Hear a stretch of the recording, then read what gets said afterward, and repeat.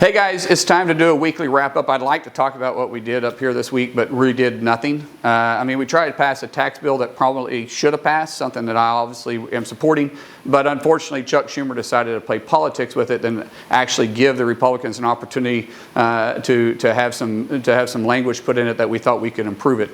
But, let's talk about our VP Harris.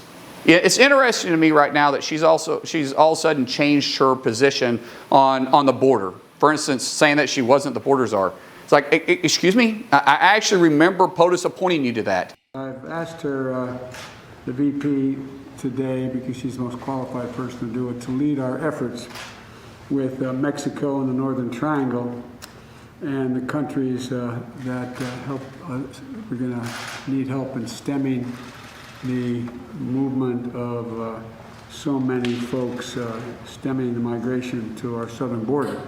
I remember you proudly taking on that responsibility, which you did nothing with, flip-flopping on the Second Amendment, saying, no, I'm okay if you keep your guns, when she said, actually, we're going to do a mandatory buyback on your guns. Finally passed red flag laws, universal background checks, and an assault weapons ban. Flipping her idea on fracking when she said she's absolutely going to ban fracking. I am committed to passing a Green New Deal, creating clean jobs, and finally putting an end to fracking once and for all. There's no question I'm in favor of banning fracking.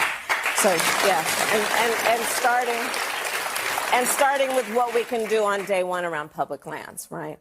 And then there has to be legislation. But yes, and this is something I've taken on in California. I have a history of working on this issue. It's like, okay, hold on a second. Words are cheap. Actions speaks louder. And her actions when she was in the Senate, she was the most progressive, liberal senator in the U.S. When she was vice president, she broke the ties, but she's still vice president. But she actually was a tiebreaker vote on the most liberal, progressive bills that we had come across Congress ever.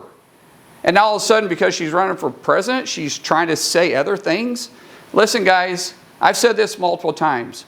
Joe Biden was more of a puppet of the progressive movement. She is the progressive movement. Don't be fooled by her words. Look at what she's done in the past. May God bless you. May God bless the United States of America.